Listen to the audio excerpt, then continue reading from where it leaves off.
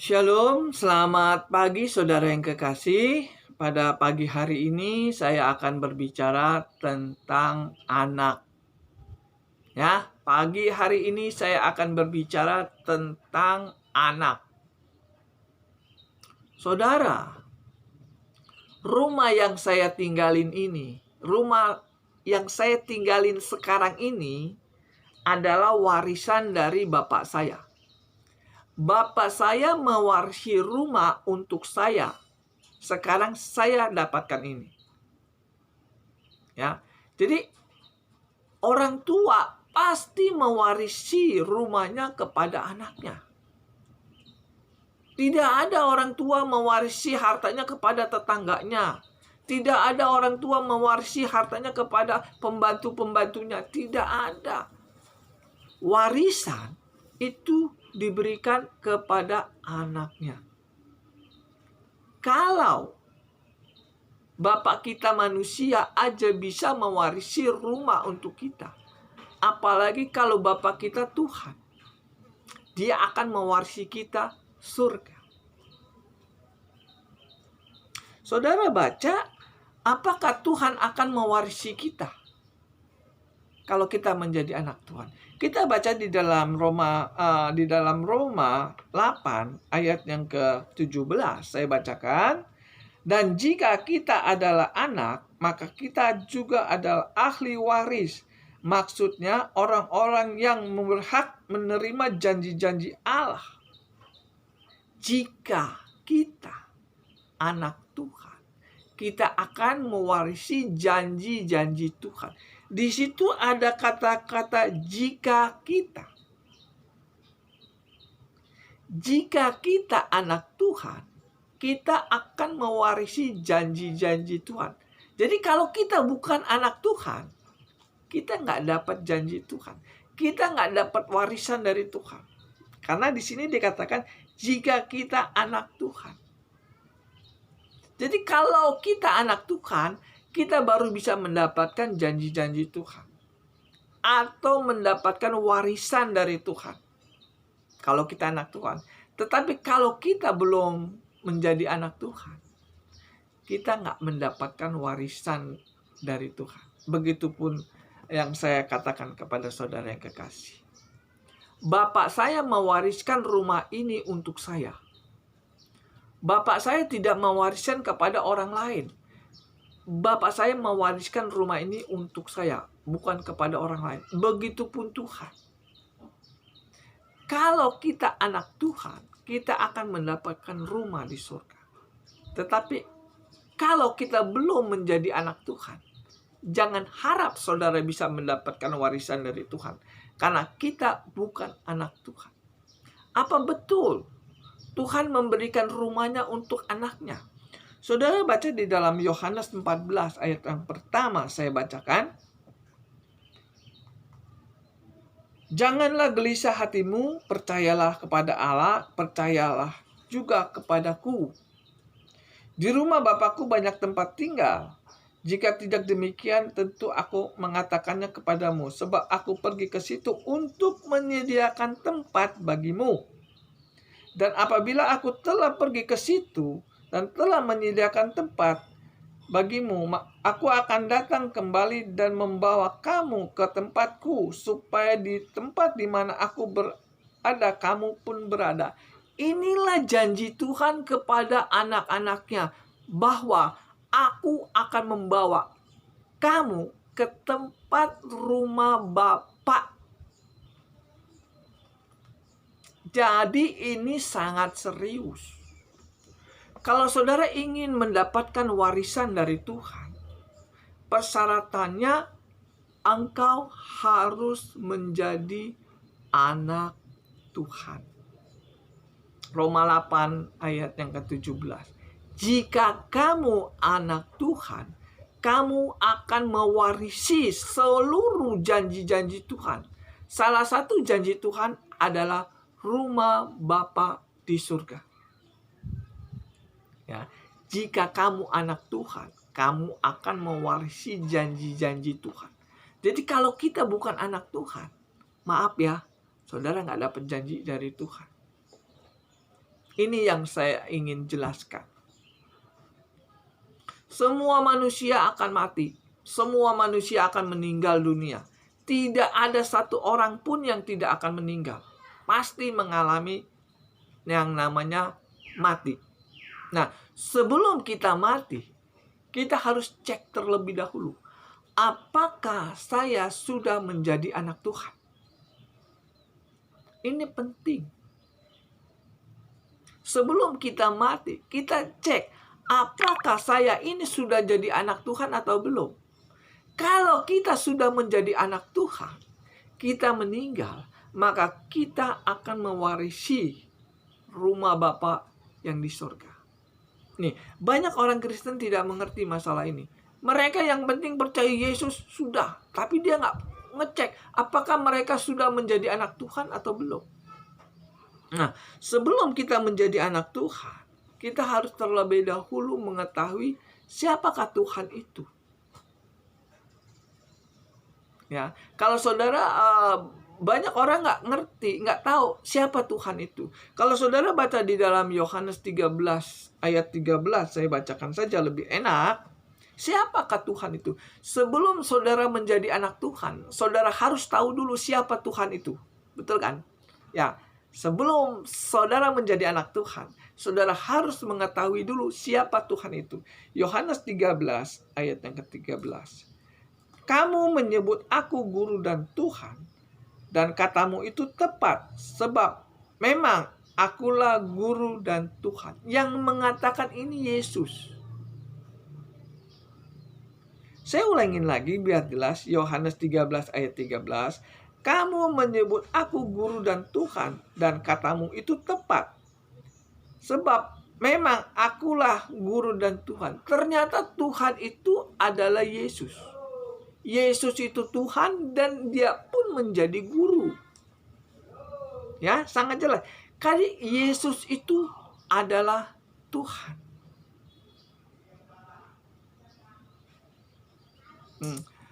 Kita baca lagi di dalam Matius. Ini banyak orang Kristen yang nggak ngerti tentang Allah Bapa, Allah Anak, Allah Roh Kudus. Ini saya ingin sekaligus menjelaskan tentang Tuhan. Matius pertama ayat yang ke-18. Saya ingin berbicara tentang Allah Bapa, Allah Anak, Allah Roh Kudus. Itu yang dinamakan Tuhan. Ya, tadi kan kita sebut di dalam Yohanes 13 ayat 13, di situ dikatakan Yesus adalah Tuhan. Ya. Matius 1 ayat yang ke-18. Kelahiran Yesus adalah seperti berikut. Pada waktu Maria ibunya bertunangan dengan Yusuf, ternyata ia mengandung dari Roh Kudus sebelum mereka hidup sebagai suami istri. Inilah kronologi Yesus lahir. Sebelum Yesus lahir, Yesus mengandung Roh Kudus. Ya, sini sangat jelas dikatakan kelahiran Yesus Kristus adalah seperti berikut. Pada waktu Maria ibunya bertunangan dengan Yusuf, ternyata ia mengandung dari Roh Kudus. Ternyata sebelum Yesus lahir, Maria mengandung Roh Kudus. Roh Kudus itu ada dalam kandungan Maria. Lahirlah yang namanya Yesus. Jadi Roh Kudus itu ternyata sebenarnya Yesus. Sangat jelas di sini dikatakan Maria mengandung Roh Kudus dan yang lahir itu Yesus. Jadi Roh Kudus itu sebenarnya Yesus. Ini jelas firman Tuhan mengatakan. Ini saya ulangin lagi ya biar lebih jelas. Matius 1 ayat yang ke-18. Kelahiran Yesus Kristus adalah seperti berikut. Pada waktu Maria ibunya bertunangan dengan Yusuf, ternyata ia mengandung dari Roh Kudus sebelum mereka hidup sebagai suami istri. Sangat jelas. Jadi kalau Maria mengandung Roh Kudus dan lahir yang namanya Yesus, Berarti Yesus itu pun disebut Roh Kudus. Ini banyak yang ayat ini banyak yang nggak ngerti. Ternyata Yesus itu sebenarnya Roh Kudus juga. Karena Roh Kudus mengandung Maryam, lahir namanya Yesus. Berarti Yesus itu termasuk Roh Kudus. Roh Kudus itu siapa, saudara yang kekasih? Saudara baca di dalam Yohanes 4. Yohanes 4 ayat yang ke-24. Allah itu roh, dan barang siapa menyembah Dia harus menyembahnya dalam roh dan kebenaran. Allah itu roh, Roh Kudus. Roh Kudus itu ternyata Allah. Allah itu adalah Roh Kudus. Maria mengandung Roh Tuhan, lahir namanya Yesus. Jadi Yesus, Allah, Roh Kudus itu sebenarnya satu. Ini sangat jelas dikatakan di sini kan. Maria mengandung Roh Kudus, lahirnya namanya Yesus. Jadi Yesus itu termasuk Roh Kudus. Ya kan? Jelas kan? Di situ dikatakan. Dan di situ kan dikatakan Roh Allah. Allah itu roh, berarti Roh Kudus itu Allah. Yesus pun itu Allah. Baca lagi di dalam Yohanes 10 ayat 30. Aku dan Bapa adalah satu. Jadi sangat jelas di sini dikatakan bahwa Roh Kudus, Roh Allah Bapa, dan Yesus itu yang dinamakan Tuhan. Jadi kalau Tuhan itu Yesus, maka kita harus menjadi anak Yesus. Saudara baca di dalam Yohanes pertama ayat pertama. Pada mulanya adalah firman. Firman itu Tuhan. Firman Tuhan itu ini. Jadi kalau saudara mengerti tentang firman Tuhan, maka saudara pasti mengerti tentang yang namanya Tuhan. Yang namanya Yesus. Yesus itu Tuhan. Roh Kudus itu Tuhan. Jelas ya saudara. Sebelum kita menjadi anak Tuhan, kita harus tahu terlebih dahulu siapakah Tuhan itu. Tuhan itu ternyata itu Yesus. Tuhan itu ternyata Roh Kudus. Tuhan itu ternyata Allah Bapa. Satu. Ya. Saudara yang kekasih, kita sudah tahu nih. Tuhan itu namanya Yesus. Gimana caranya supaya kita menjadi anaknya Yesus, anaknya Bapa, anaknya Roh Kudus? Ya, agak bingung ya saudara yang kekasih. Kita ikutin aja firman Tuhan. Ya, kalau saudara bingung, kita ikutin firman Tuhan ini, pasti nggak rugi. Ya, saudara yang kekasih, apa sih persyaratan untuk menjadi anak Tuhan? Kita tahu Tuhan itu Yesus ya. Tuhan itu Yesus. Nah, apa sih yang menjadi persyaratan untuk menjadi anak Tuhan? Sehingga kita bisa mewarisi kerajaan surga. Sehingga kita dapat mewarisi janji-janji Tuhan. Bagaimana persyaratan kita untuk menjadi anak Tuhan? Saudara baca di dalam 1 Yohanes 3. 1 Yohanes 3 ayat yang ke-9. Nah, saya bacakan. Inilah persyaratan untuk menjadi anak Tuhan. 1 Yohanes 3 ayat yang ke-9. Setiap orang yang dilahirkan dari Allah tidak berbuat dosa lagi, sebab benih ilahi tetap ada di dalam dia, dan ia tidak dapat berbuat dosa karena ia lahir dari Allah. Saya ulangin lagi. 1 Yohanes 3 ayat yang ke-9. Setiap orang yang lahir dari Allah tidak berbuat dosa lagi, sebab benih ilahi tetap ada di dalam dia, dan ia tidak dapat berbuat dosa karena ia lahir dari Allah. Jadi persyaratan untuk menjadi anak Allah, tidak berbuat dosa lagi. Ini firman Tuhan yang katakan. Jadi yang menentukan kita menjadi anak Tuhan atau bukan pendeta. Yang menentukan kita menjadi anak Tuhan itu bukan hamba Tuhan.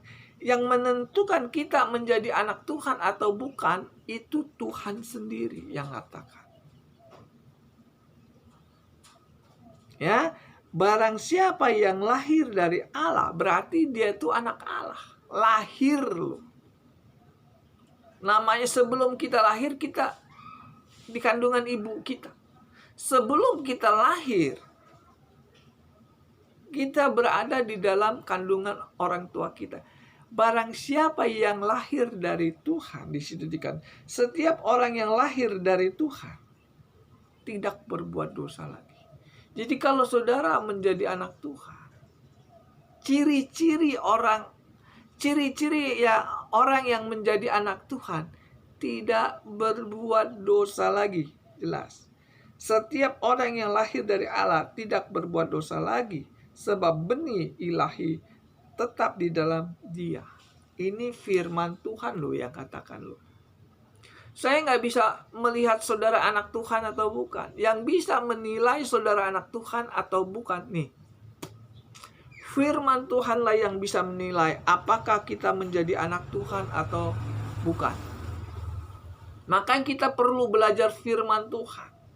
Supaya kita tahu kita ini sudah menjadi anak Tuhan atau belum.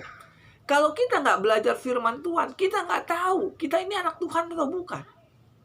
Maka itulah fungsi seorang hamba Tuhan untuk menjelaskan kamu sudah menjadi anak Tuhan atau belum. Banyak hamba Tuhan yang nggak tahu masalah ini. Mereka asal percaya saja udah menjadi anak, tapi belum tentu. Ya, persyaratan untuk menjadi anak Tuhan tidak melakukan dosa lagi. Selama kita masih melakukan dosa, maka kita belum dikatakan anak Tuhan. Hebat ya firman Tuhan ini ya. Saya belajar firman Tuhan, makanya saya sering nyatet, ini buku saya. Apa yang Tuhan berikan di dalam firman itu saya catat di sini. Supaya apa? Supaya saya nggak lupa. Kita manusia, kita jujur saudara yang kekal. Kita manusia ini kadang-kadang lupa. Bagaimana supaya kita tidak lupa? Kita catat di buku kita, lalu kita pelajari. Kalau saudara ingin mengerti firman Tuhan, saudara harus mencatat apa yang dikatakan Tuhan melalui firman Tuhan ini. Sehingga kita ini kita tahu kita ini sudah menjadi anak Tuhan atau belum. Sekalipun saya sudah belajar firman Tuhan 30 tahun, saya tetap masih mencatat apa yang dikatakan Tuhan supaya saya tidak lupa. Jadi manusia yang nggak pinter-pinter, saya nggak pinter. Yang pinter itu Tuhan. Saya nggak pinter. Yang pinter itu Tuhan. Makanya Tuhan ngajarin saya, kalau kamu tidak pintar, kamu catat apa yang kamu tahu tentang firman Tuhan dan dipelajarin. Sehingga firman Tuhan yang sudah kita dapat, kita tidak lupa. Ini di sini dikatakan, orang yang menjadi anak Tuhan itu tidak berbuat dosa lagi. Dosa itu apa? Dalam bahasa Ibraninya dosa itu adalah hamartia. Artinya orang yang melanggar perintah Tuhan. 1 Yohanes 3 ayat yang keempat. Setiap orang yang berbuat dosa melanggar juga hukum Allah. Sebab dosa ialah melanggar hukum Allah. Jadi kalau orang yang berbuat dosa adalah orang yang melanggar perintah Tuhan. Orang yang melanggar perintah Tuhan itu yang dikatakan dosa. Sedangkan anak Tuhan tidak berbuat dosa lagi. Jelas. Jadi kalau saudara introspeksi, apakah saya masih melawan perintah Tuhan? Kalau saya masih melawan perintah Tuhan, berarti saya masih berbuat dosa. Dan saya belum disebut anak Tuhan. Karena dikatakan di dalam 1 Yohanes 3 ayat 9, Orang yang dilahirkan dari Tuhan tidak berbuat dosa lagi. Kalau kita masih melakukan dosa, berarti kita belum lahir dari Tuhan.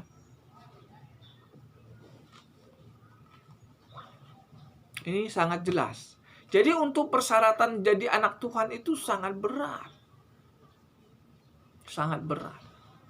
Kalau saudara ingin mewarisi janji-janji Tuhan, persyaratannya hanya satu.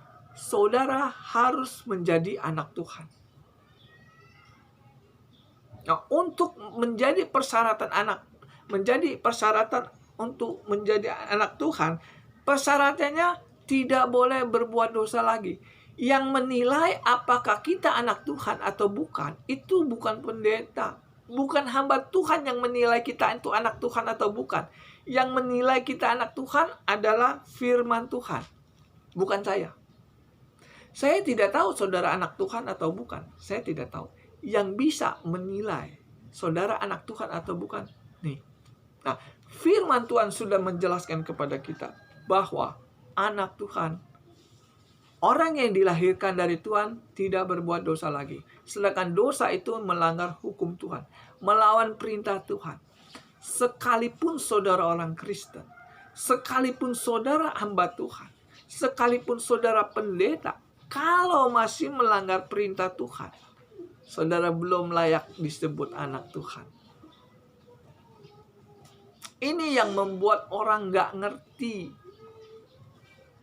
mereka itu sudah masuk surga atau belum. Mereka gak ngerti. Sekalipun saya sebagai hamba Tuhan, kalau saya melanggar perintah Tuhan, saya tidak layak mendapatkan warisan dari Tuhan. Untuk pribadi saya,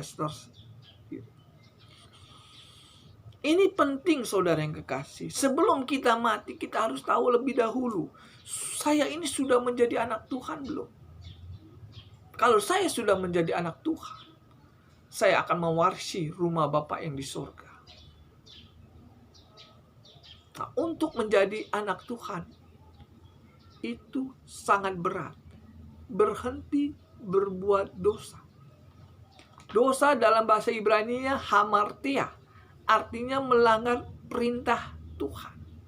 Orang yang melanggar perintah Tuhan, dia tidak layak tinggal di Firdaus. Apakah ada contoh orang yang melanggar perintah Tuhan nggak boleh tinggal di Firdaus? Ada. Firman Tuhan itu sempurna, saudara yang kekasih. Firman Tuhan itu sempurna. Ada buktinya. Orang yang melanggar perintah Tuhan, dia tidak boleh tinggal di Firdaus. Jangankan surga, Firdaus aja dia tidak boleh tinggal di situ kalau dia melanggar perintah Tuhan. Contohnya Adam dan Hawa. Kenapa dia diusir dari Taman Eden? Karena dia melanggar perintah Tuhan. Contohnya coba kita lihat. Kita pelajarin pelan-pelan ya saudara yang kekasih. Contoh. Jadi omongan saya ini bukan omongan kosong. Sesuai dengan firman Tuhan, karena saya hamba Tuhan. Kejadian 3 ayat 15. Tuhan Allah mengambil manusia itu dan menempatkannya di dalam Taman Eden untuk mengusahakan dan memelihara taman itu. Lalu Tuhan Allah memberi perintah ini kepada manusia. Semua pohon dalam taman ini boleh kamu makan buahnya dengan bebas. Tetapi pohon pengetahuan tentang yang baik dan jahat itu, janganlah kamu makan buahnya. Sebab pada waktu engkau memakannya, pastilah engkau akan mati. Ini perintah Tuhan kepada Adam dan Hawa. Jangan makan buah pengetahuan baik dan jahat. Ini perintah Tuhan ya. Nah, manusia ini yang namanya Adam dan Hawa, itu melanggar perintah Tuhan. Tuhan perintahkan jangan makan buah pengetahuan baik dan jahat. Apabila engkau makan, engkau akan mati. Ternyata dia langgar perkataan perintah Tuhan ini. Di dalam Kejadian 3, ayat yang ke...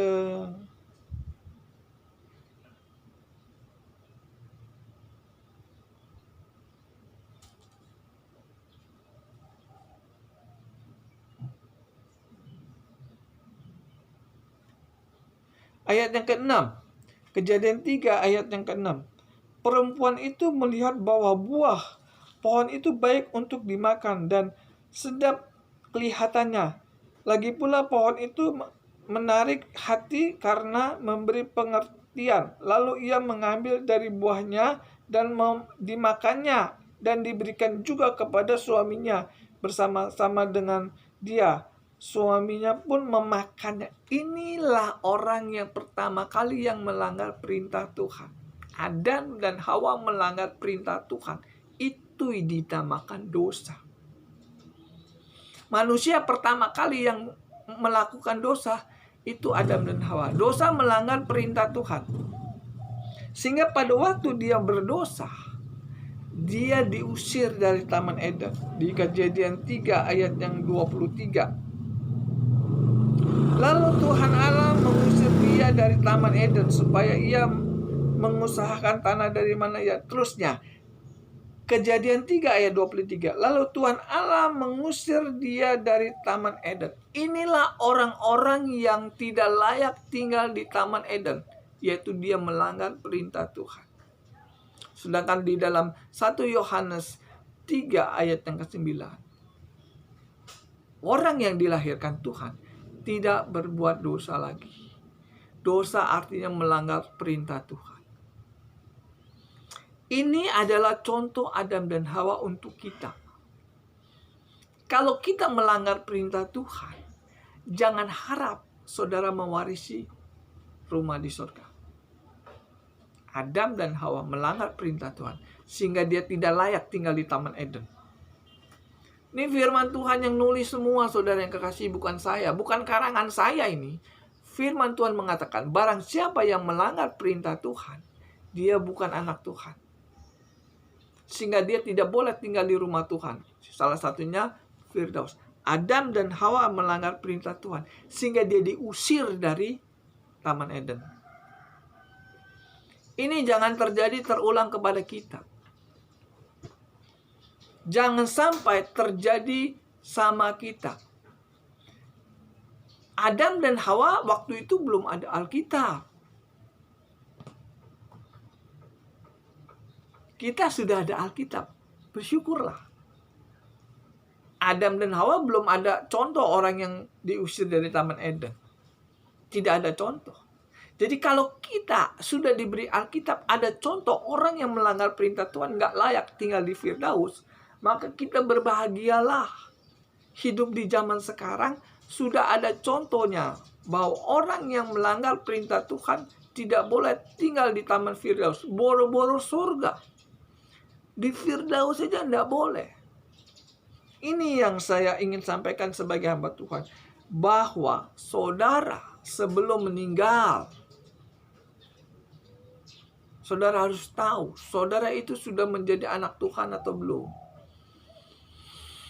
Kalau saudara belum menjadi anak Tuhan, saudara meninggal, jangan harap saudara tinggal di Firdaus. Saya ingin katakan, sekalipun saudara orang Kristen, sekalipun saudara hamba Tuhan, sekalipun saudara firman Tuhan yang pintar, kalau saudara melanggar perintah Tuhan, saudara bukan anak Tuhan. Banyak orang Kristen, tapi bukan anak Tuhan. Banyak hamba Tuhan, tapi bukan anak Tuhan. Karena mereka masih melanggar perintah Tuhan.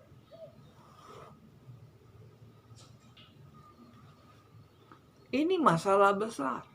Ini masalah penting. Saya sebagai hamba Tuhan ingin menjelaskan masalah ini. Banyak hamba-hamba Tuhan yang tidak mau mengajarkan masalah ini. Warisan dari surga. Mereka hanya menceritakan kita akan mewarisi kerajaan surga, kita akan mewarisi janji-janji Tuhan. Nggak salah sih omongan gitu. Tetapi saudara ingat, yang berhak menerima janji-janji Tuhan itu anak Tuhan. Bukan hamba Tuhan. Hamba Tuhan tidak akan mewarisi kerajaan surga. Yang mewarisi kerajaan surga adalah anak-anak Tuhan. Ini harus dicatat. Sekalipun saya hamba Tuhan, kalau saya bukan anak Tuhan, saya tidak akan mewarisi kerajaan surga. Saudara ingat, bapak saudara punya harta. Apakah harta itu diberikan kepada pembantunya? Tidak, diberikan kepada anak-anaknya. Apakah kerajaan surga diberikan kepada hamba-hamba Tuhan? Enggak, diberikan kepada anak-anaknya. Sekalipun saudara hamba Tuhan, kalau saudara belum menjadi anak Tuhan, saudara nggak bisa masuk kerajaan surga. Sehingga di dalam 1 Korintus 9 ayat 27, Rasul Paulus mengatakan begini, jangan sampai setelah aku memberitakan Injil, aku sendiri ditolak. 1 Korintus 9 ayat 27 di situ dikatakan, jangan sampai setelah aku memberitakan Injil, aku sendiri ditolak. Banyak orang lupa masalah ini. Orang yang masih melanggar perintah Tuhan atau orang Kristen yang masih melakukan dosa, dia belum layak menjadi anak Tuhan. Mungkin dia jadi orang Kristen, mungkin dia menjadi hamba Tuhan yang terkenal, pinter, bahasa Ibraninya pinter, bahasa Yunaninya pinter, bahasa Inggrisnya pinter. Kalau menggali firman Tuhan itu sangat luar biasa. Tetapi kalau dia masih melanggar perintah Tuhan, dia tidak bisa masuk mendapatkan warisan dari surga. Karena Yesus sudah mengatakan, persyaratan untuk bisa masuk ke dalam kerajaan surga, persyaratan untuk mewarisi rumah Bapa yang di surga, harus menjadi anak Tuhan. Persyaratan untuk menjadi anak Tuhan, tidak boleh melakukan dosa lagi. 1 Yohanes 3 ayat 9, orang yang dilahirkan dari Tuhan tidak melakukan dosa lagi. Maka di dalam Yohanes 8 ayat 11, Yesus sudah mengatakan begini, jangan engkau berbuat dosa lagi mulai sekarang. Jadi peringatan bagi kita sebagai hamba Tuhan, sebagai orang Kristen, kalau kita nggak percaya dengan perkataan Tuhan Yesus, mau percaya sama siapa lagi? Kalau kita nggak percaya sama Alkitab, kita mau percaya sama siapa lagi? Karena banyak hamba Tuhan asal ngomong sekarang. Di zaman sekarang nih, hamba Tuhan itu tidak ada pertanggungjawabannya di dalam dia berkhotbah. Yang penting dia udah khotbah, dapat duit, selesai. Tapi tidak ada tanggung jawabnya kalau jemaat itu masuk surga atau enggak. Saudara perhatikan di akhir zaman ini, hamba-hamba Tuhan, yang penting saya khotbah, dapat duit, selesai. Dia nggak mikirin jemaatnya masuk surga atau enggak.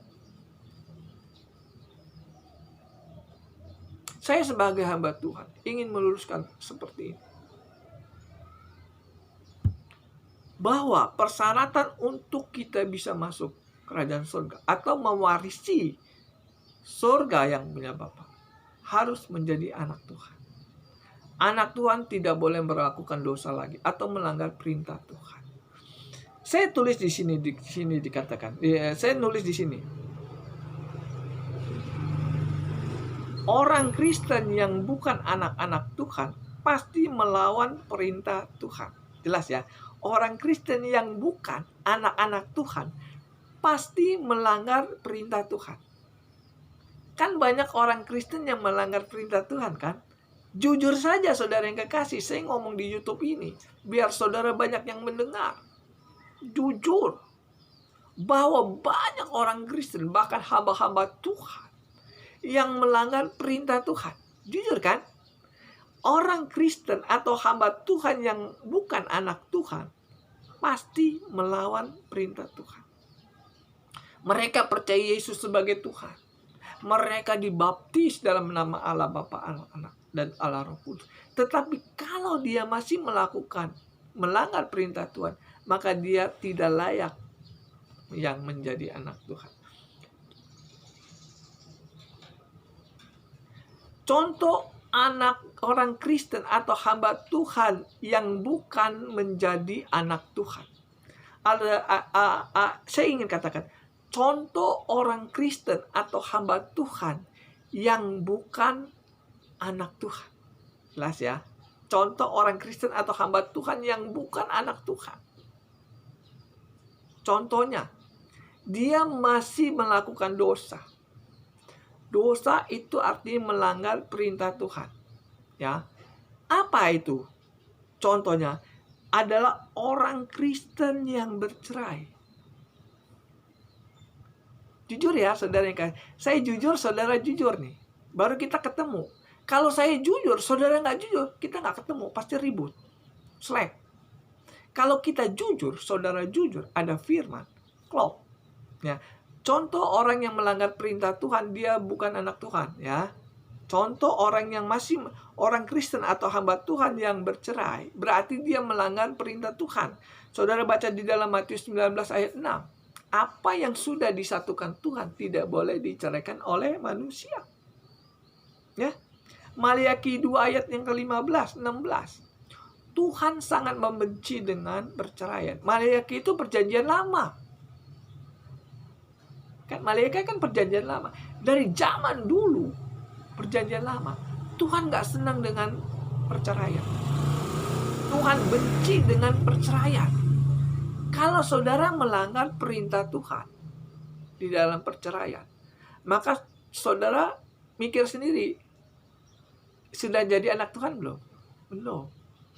Orang anak Tuhan mengatakan, orang yang dilahirkan dari Tuhan tidak melakukan dosa lagi. Dosa artinya melanggar perintah Tuhan. Perintah Tuhan nggak boleh bercerai. Kalau kita melanggar, kita bercerai, kita menikah, kita bercerai, berarti kita belum termasuk golongan dari anak Tuhan. Mungkin dia hamba Tuhan, mungkin dia orang Kristen, tetapi dia bukan anak Tuhan karena dia masih melanggar perintah Tuhan. Orang yang bercerai bukan anak Tuhan, sehingga pada waktu dia mati, dia tidak akan mewarisi kerajaan surga. Surga itu punya Bapa kita. Kalau kita bukan anaknya, kita nggak dapat warisan. Nyambung ya saudara. Kalau saudara bercerai, ya, saya ingin katakan sekali lagi. Kalau saudara bercerai, berarti saudara sudah gugur menjadi anak Tuhan. Mungkin saudara masih jadi orang Kristen. Mungkin saudara masih jadi hamba Tuhan. Tetapi di mata Tuhan, saudara bukan anaknya. Karena anak Tuhan tidak boleh melanggar perintah Tuhan. Perintah Tuhan, apa yang sudah Tuhan satukan tidak boleh diceraikan oleh manusia. Ini fakta, firman Tuhan dikatakan. Gak ada yang berani menentang firman Tuhan. Anak Tuhan tidak akan menentang firman Tuhan. Yang menentang firman Tuhan adalah anak iblis. Saya katakan sekali lagi. Karena itulah sifat iblis, selalu melawan perintah Tuhan. Mungkin saudara memuji nama Tuhan. Mungkin saudara membantu pekerjaan Tuhan. Bangun gereja, doa semalam suntuk. Kalau saudara melanggar perintah Tuhan, maka sama saja saudara, apa itu namanya katakan? Munafik. KTP-nya Kristen, dalam hatinya bukan Kristen.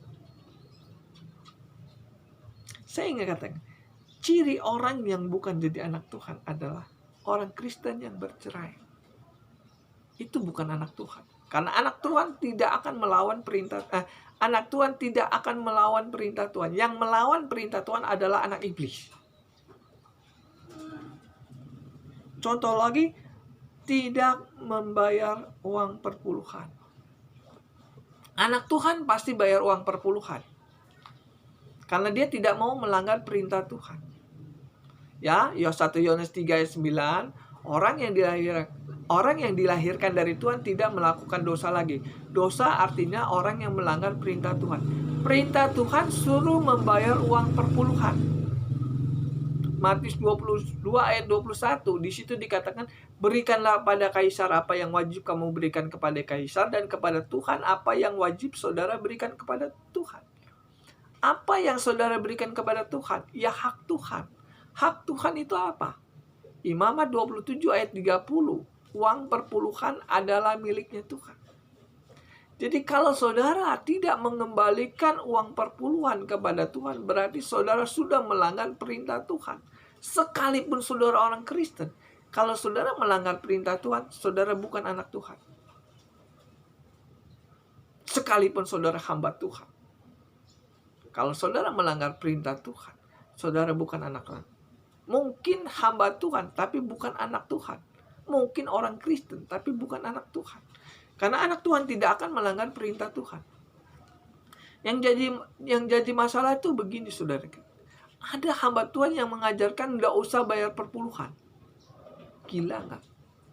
Ada hamba Tuhan yang mengajarkan nggak usah bayar perpuluhan lagi. Karena uang perpuluhan itu perjanjian lama, sekarang perjanjian baru. Kalau hamba Tuhan itu mengajarkan nggak usah bayar perpuluhan lagi, berarti dia melawan perintah Tuhan. Kalau saudara melawan perintah Tuhan, berarti saudara bukan anak Tuhan. Kalau saudara bukan anak Tuhan, berarti saudara tidak mendapatkan warisan dari kerajaan surga. Gagallah saudara untuk mendapatkan warisan surga. Udah capek-capek jadi hamba Tuhan berpuluh-puluh tahun. Jadi orang Kristen berpuluh-puluh tahun, sampai dia mati, dia nggak masuk surga. Karena apa? Karena dia bukan anak Tuhan. Jelas. Orang Kristen yang tidak membayar uang perpuluhan, dia bukan anak Tuhan. Karena anak Tuhan pasti bayar perpuluhan. Saya hamba Tuhan di sini. Saya mewakili perkataan Tuhan bahwa orang Kristen yang tidak membayar uang perpuluhan, dia bukan anak Tuhan. Mungkin dia masih jadi orang Kristen, tapi dia bukan anak Tuhan. Kalau saudara nggak percaya, saudara bisa hubungin saya. Saya akan buka semua. Ya, saya ingin katakan lagi. Orang Kristen yang tidak membayar uang perpuluhan, dia tidak layak mendapat warisan dari surga.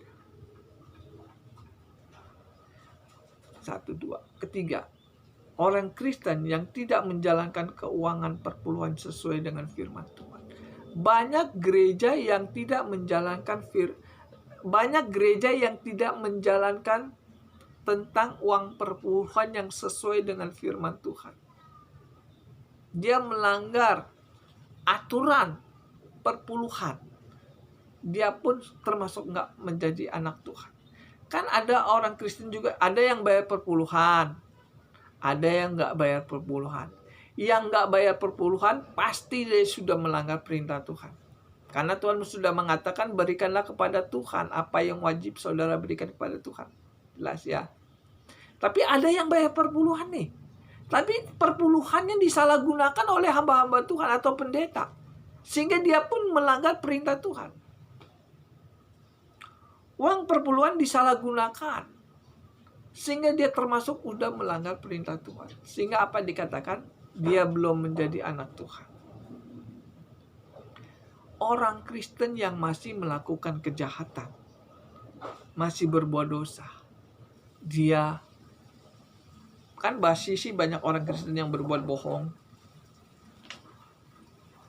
Ya, orang Kristen yang masih. Coba kita baca di dalam 2 Timotius 2 ayat yang ke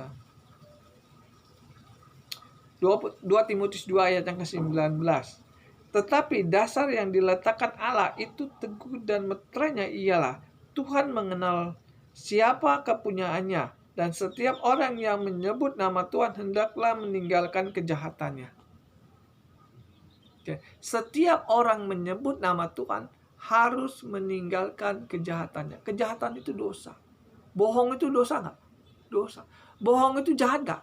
Jahat.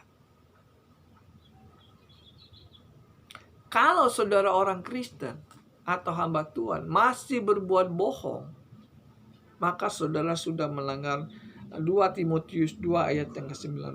Setiap orang yang menyebut nama Tuhan hendaklah meninggalkan kejahatannya. Kalau ada hamba Tuhan yang masih tukang bohong, dia bukan anak Tuhan, anak iblis. Firman Tuhan sudah mengatakan, barang siapa yang menyebut nama Tuhan meninggalkan kejahatan. Saudara sering menyebut nama Tuhan kan? Nama yang namanya Tuhan itu Yesus. Siapa orang Kristen yang gak pernah sebut nama Yesus? Siapa hamba Tuhan yang gak pernah menyebut nama Tuhan yang namanya Yesus? Semua menyebutkan nama Yesus.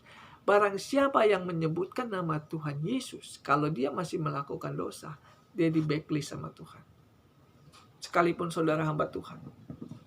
Kalau saudara masih melakukan dosa, itu termasuk sudah melanggar perintah Tuhan. Orang yang melanggar perintah Tuhan disebut orang berdosa. Orang yang berdosa itu bukan anak Tuhan. Anak Tuhan tidak boleh melakukan dosa lagi. Saya hamba Tuhan hanya meluruskan apa yang ada di Alkitab. Saya hanya meluruskan apa yang ada di Alkitab ini. Karena banyak hamba Tuhan yang tidak menjalankan perintah Tuhan. Saya tidak melawan hamba Tuhan senior. Saya tidak melawan hamba-hamba Tuhan yang besar. Saya hanya meluruskan apa yang ada di dalam Alkitab. Barang siapa yang menyebut nama Tuhan masih melakukan kejahatan, dia nggak layak menjadi anak Tuhan. Ini yang saya ingin katakan, bahwa anak Tuhanlah yang akan mewarisi rumah Bapa yang di surga. Makanya saya ingin katakan kepada saudara, sebelum saudara meninggal, sebelum saudara mati, saudara harus tahu, saya ini sudah menjadi anak Tuhan belum? Saya ini masih melakukan dosa belum? Masih melakukan dosa enggak? Kalau saya masih melakukan dosa, sekalipun saya hamba Tuhan, sekalipun saya orang Kristen, kalau masih melakukan dosa, berarti saya ini belum sah menjadi orang anak Tuhan. Mungkin sah menjadi pendeta, mungkin sah menjadi orang Kristen, tapi tidak sah menjadi anak Tuhan. Ini masalah besar, saudara yang kekasih. Masalah besar. Ini masalah sorga dan neraka. Nggak boleh main-main. Saudara yang mendengar YouTube saya, coba cek.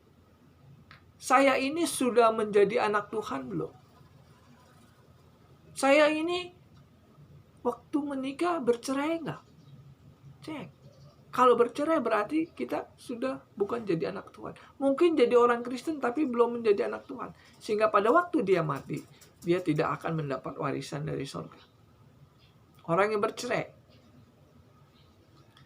orang yang nggak bayar uang perpuluhan, dia melanggar perintah Tuhan juga. Orang yang melanggar perintah Tuhan adalah orang yang nggak membayar uang perpuluhan. Yang parahnya ada hamba Tuhan yang mengatakan nggak usah bayar perpuluhan. Kacau kan?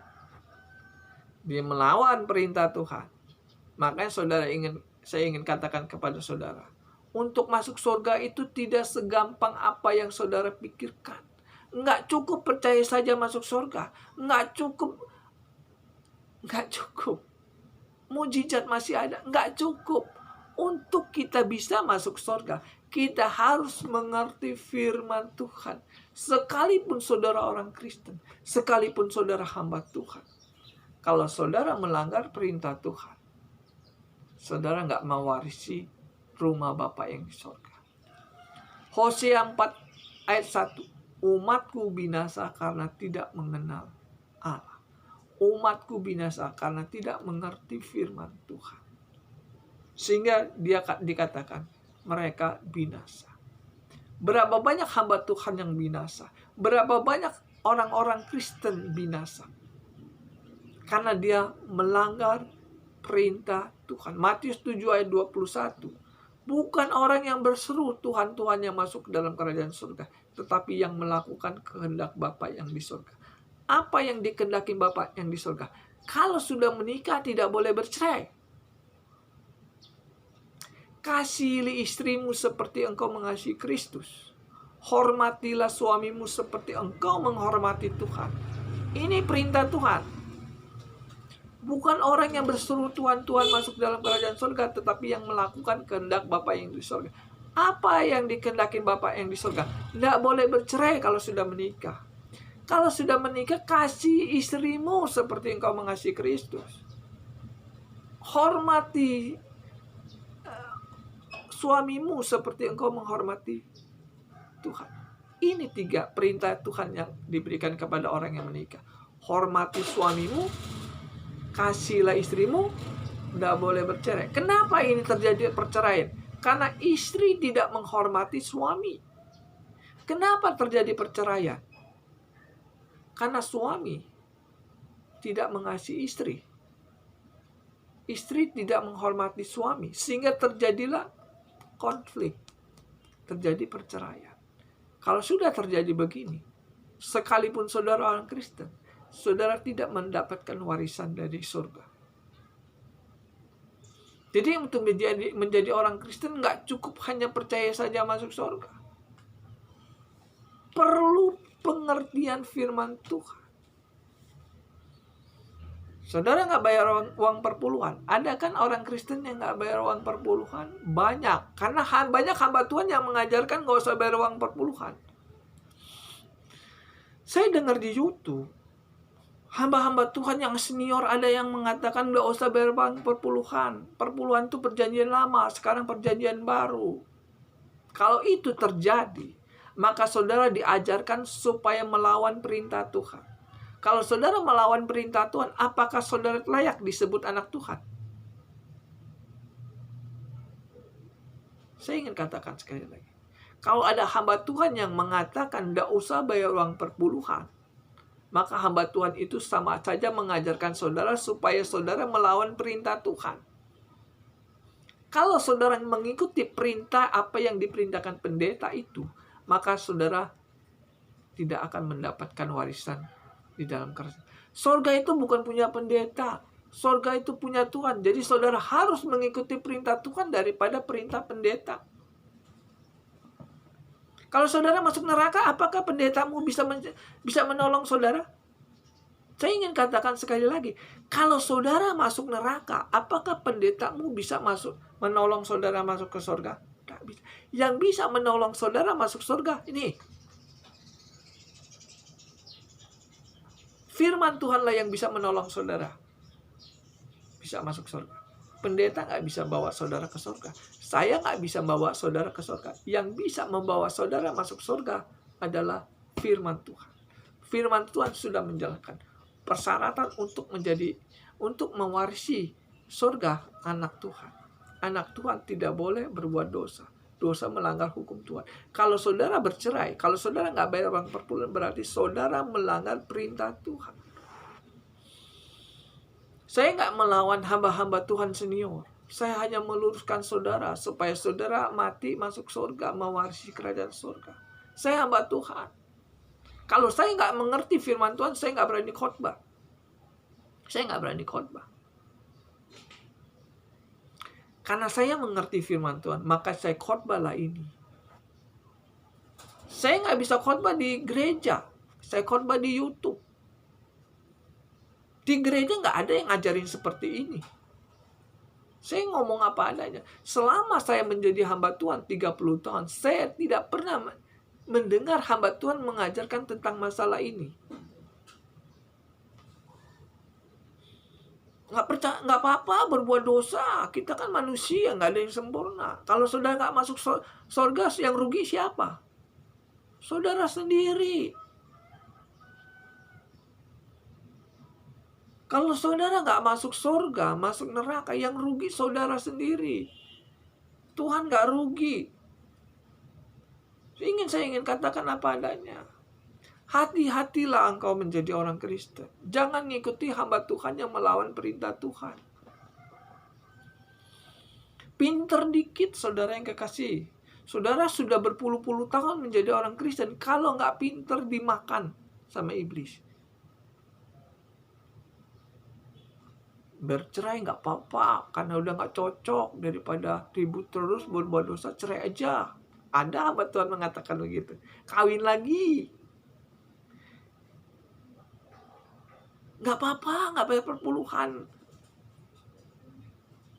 Ya kan? Inilah firman Tuhan, saudara yang kekasih. Barang siapa yang mengikuti Tuhan, dia ikut menderita. Kalau saudara berjalan dengan kebenaran, saudara termasuk menderita. Saya jujur aja apa adanya.